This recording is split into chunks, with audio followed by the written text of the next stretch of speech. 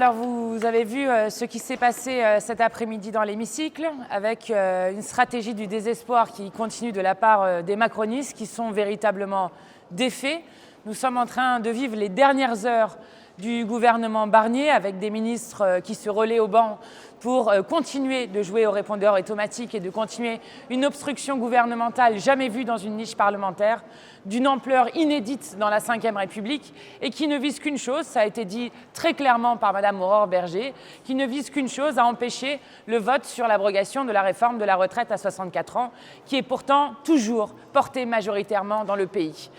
Alors nous avons emporté une victoire cet après-midi puisque nous avons eu le premier vote sur la suppression de l'article 1 que tentaient de faire les macronistes et la droite républicaine pour supprimer l'article qui permet d'abroger la retraite à 64 ans et d'abroger la réforme Touraine. Et nous avons gagné largement ce vote, ce qui montre que la seule raison pour laquelle vous avez aujourd'hui un gouvernement et des macronistes qui font une obstruction grossière, c'est parce qu'ils sont minoritaires dans cette Assemblée comme dans le pays. Alors, nous avons eu des arguments qui sont plus absurdes les uns que les autres, certains nous expliquant qu'ils étaient fiers d'avoir voté la loi de 2023. Je rappelle qu'il n'y a jamais eu de vote sur la retraite à 64 ans et qu'elle est passée de force par 49.3. Donc je ne sais pas de quel vote il parle, je ne sais pas de quelle légitimité démocratique il parle. Et non seulement nous avons une réforme qui est aujourd'hui illégitime, mais un gouvernement qui l'est aussi et qui, pour éviter la censure, vous avez vu les annonces qui ont été faites tout à l'heure, essaye de se sauver de la censure par le déshonneur et à la fin, ils auront et le déshonneur et la censure. Donc nous continuons bien évidemment ce combat. Et je redis juste que, quelle que soit l'obstruction qui est faite,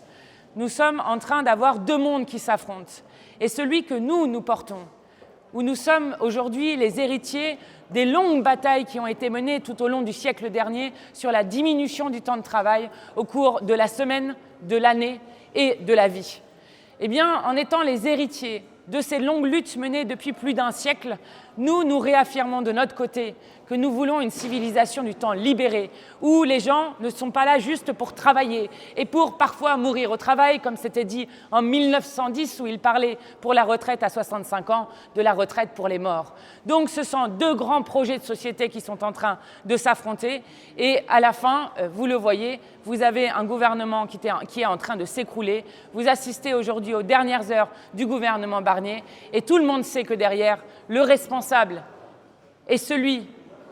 dont 63% des Français, selon un sondage de vos confrères, disent qu'ils doivent lui aussi démissionner et partir. Eh bien, le responsable de ce chaos, c'est Emmanuel Macron. Donc, nous continuerons ce combat. Vous savez que même si nous n'arrivons pas au bout des amendements, il est possible de reprendre un texte à l'endroit où il a été arrêté et que donc ce combat va continuer et que nous réussirons à abroger cette réforme de la retraite à 64 ans pour retourner à la retraite à 62 ans et demain à la retraite à 60 ans.